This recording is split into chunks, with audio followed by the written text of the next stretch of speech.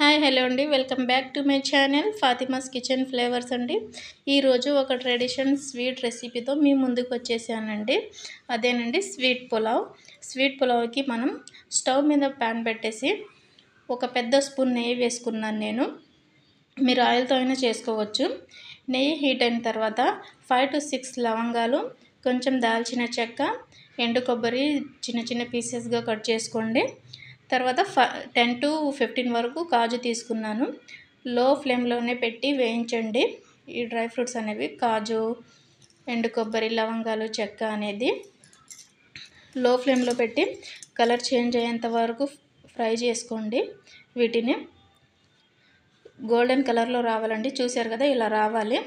ఇలా వచ్చిన తర్వాత మనము ఏ గ్లాస్తో అయితే రైస్ తీసుకున్నామో అదే గ్లాస్తో 1.5 గ్లాసు వాటర్ వేసుకోవాలండి మనం. అప్పుడు రైస్ చాలా పొడి పొడిలాడుతూ బాగా వస్తుందండి. ఒకసారి ట్రై చేయండి. నేను ఒక గ్లాస్ తీసుకున్నాను. ఒక గ్లాస్కి 1.5 గ్లాస్ వాటర్ తీసుకున్నాను. ఇక్కడ చూడండి, 1.5 గ్లాస్ వాటర్ పోసుకొని మూత పెట్టి హై ఫ్లేమ్లో పెట్టండి. ఒక 10 మినిట్స్ హై ఫ్లేమ్లో పెట్టిన తర్వాత వాటర్ మనకి బాయిల్ అవుతాయి బాగా. ఇలా బాయిల్ అవుతున్నప్పుడు ఈ ప్రాసెస్ స్టార్ట్ చేసే ముందే మనం రైస్ అనేది నానబెట్టుకోవాలండి. ఒక అరగంట నానబెట్టుకోండి చాలు. నేను ముందే వాష్ చేసి నానబెట్టుకున్నాను. మీరు కంప్లీట్లీ బాస్మతి రైస్ తీసుకున్నా పర్లేదు, నార్మల్ రైస్ తీసుకున్నా పర్లేదండి. నేను హాఫ్ క్వాంటిటీలో తీసుకున్నాను. Normal rice half glass, basmati rice half glass. చూసారు కదా, ఇక్కడ మనకు రైస్ 80% వరకు బాగా కుక్ అయింది కదా. ఇప్పుడు 80% కుక్ అయిన తర్వాత మనం బెల్లం వేసుకోవాలండి. నేను డైరెక్ట్గా రైస్లోనే వేసుకుంటున్నాను. బెల్లం కరిగించి వాటర్ ఏం వేయట్లేదండి. డైరెక్ట్ రైస్లోనే బెల్లం వేసుకుంటున్నాను. చూసారు కదా, ఇలా బెల్లం వేసుకొని రైస్ విరగకుండా చిన్నగా బాగా మిక్స్ చేయండి. మొత్తం బెల్లం రైస్ అంతా బాగా మిక్స్ అయ్యేలాగా మిక్స్ చేయండి. మిక్స్ చేసేసి మూత పెట్టండి. మూత పెట్టి మనం బెల్లం వేసిన తర్వాత ఫ్లేమ్ని లోలోనే పెట్టాలండి. హై ఫ్లేమ్లో పెట్టొద్దు, ఎందుకంటే బెల్లం వేసాం కదా, కింద మాడిపోయేది రైస్ అనేది. అందుకే లో ఫ్లేమ్లోనే పెట్టండి.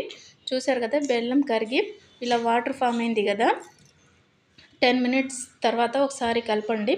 లో ఫ్లేమ్లోనే పెట్టండి. ఆఫ్టర్ 10 మినిట్స్ చూడండి, బెల్లం కరిగిపోయి ఆ వాటర్ కూడా అబ్జార్బ్ అయిపోయి ఎంత బాగా కుక్ అయిందో స్వీట్ పులావ్ అనేది. నేను బెల్లం కరిగించి వాటర్ వేయలేదండి. బెల్లం వేసిన తర్వాత రైస్ అనేది ఎక్కువ కుక్ అవ్వదండి, చాలా టైం తీసుకుంటుంది. అందుకే మనకు ఫస్టే 80% రైస్ అనేది కుక్ అయిన తర్వాత మనం బెల్లం వేసుకోవాలి. అప్పుడు చాలా చాలా టేస్టీగా ఉంటుందండి. ఒకసారి ట్రై చేయండి. చాలా చాలా బాగుంటుందండి. చిన్నపిల్లలు కూడా బాగా ఇష్టంగా తింటారు. చూడండి, రైస్ బాగా కుక్ అయింది కదా. ఇప్పుడు మూత వేసి స్టవ్ ఆఫ్ చేసి మూత వేసి 5 మినిట్స్ వదిలేయండి. ఆఫ్టర్ 5 మినిట్స్ చూడండి, రైస్ ఎంత పొడి పొడిలాడుతూ వచ్చిందో.